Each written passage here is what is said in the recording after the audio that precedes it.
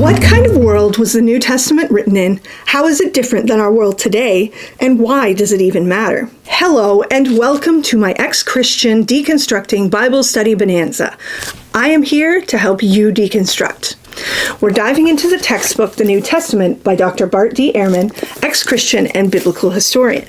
I highly suggest you follow him on social media, get this book, and follow me too, of course, as I deconstruct and share my spiritual journey. We're going into the third chapter today called The Greco-Roman World of Early Christian Traditions, and I want to start out with why it's so important. When Christianity was created, things were way different than they are today. There's this, what I would call, immature outlook being perpetuated by evangelical churches that everything is, was, and will be the same as it is today.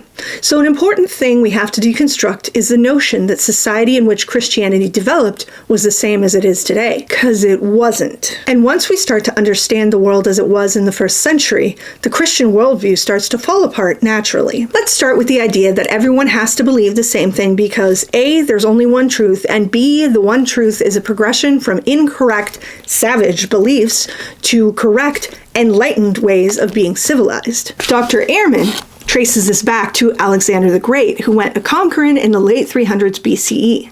So this started about 400 years before Christianity really began taking off. Everywhere he went, Alexander brought with him Greek philosophy and society, and people bought into it because that's how the rich were living in the land he was from. Let's set up cities, let's set up centers, let's set up Hellenized culture, because that's how the elite do it in the cool, fancy places. This is a non-religious idea we still have today. New York is awesome. Los Angeles is fantastic. Des Moines is the center of culture in Iowa, as small-town me believed in the early 90s. I live in a suburb of Toronto now. There's another example. It's the supposed epicenter of urban living in Canada. All of this can be solidly traced back to Alexander. It's probably been around for as long as cities have existed, but we're talking about what we can trace historically. So to tie this in with Christianity, everyone has to believe the same thing. Everyone has to live the same way. And the higher you are in the social hierarchy, the better you are. Christianity was developed in a milieu where all these things were taken as a given. But it's not actually a given. Think for a moment how each of us has our own unique path and that money and status don't buy happiness.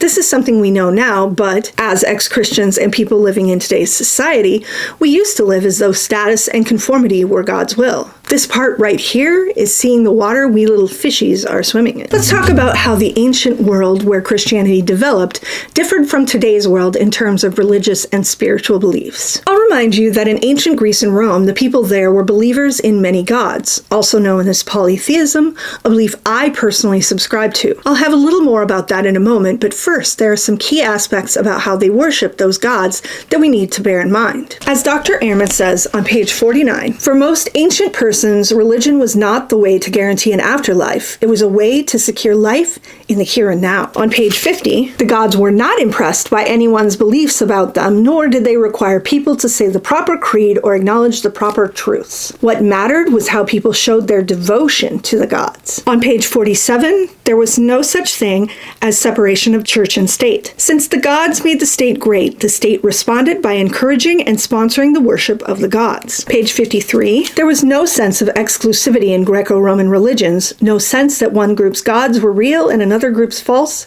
that a person had to convert to certain gods or be punished. That meant that in their society, their ruling class was inseparable from their church leaders. Depending on the region you were in, the ruler was seen as one of the gods, and offering and sacrifices were given to the divine part of him so that he could continue to keep the people he ruled over safe. But when I say he was seen as one of the gods, there was a hierarchy to this.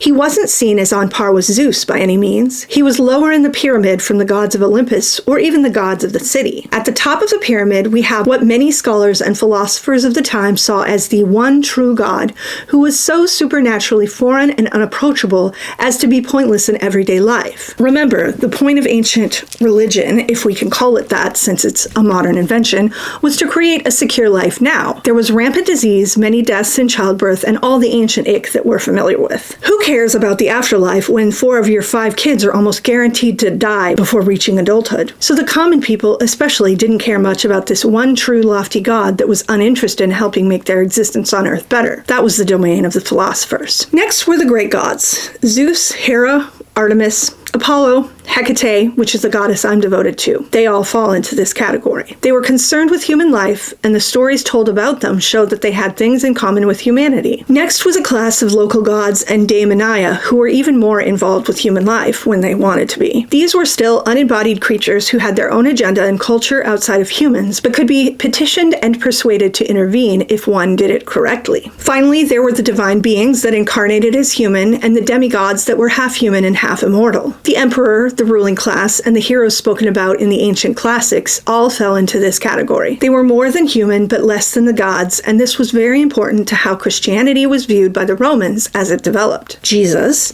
as a person born of a woman and a god, was seen as existing on this tier. There was a place for him, and his story made sense in their stories. If Christianity hadn't in some way fit into this worldview, it would have been seen as nonsensical.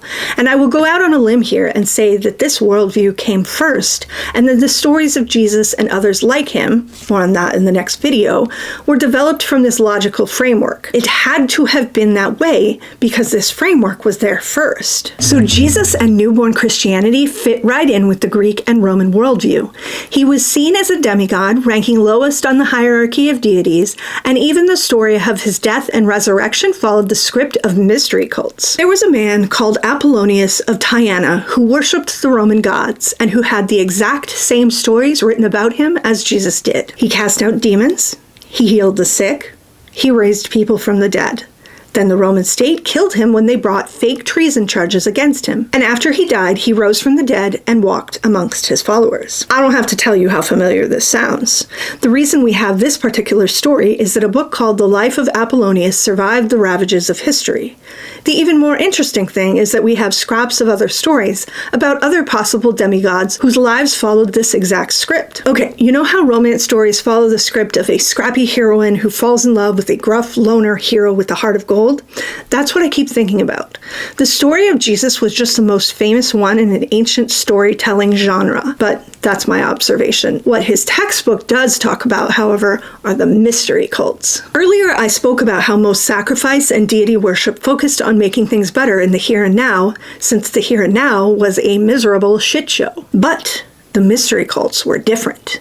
They were about the mystery of the afterlife. The unfortunate thing is that because they were mysteries, we don't have a lot of information about their details. Followers were sworn to secrecy as part of the rite they were initiated with.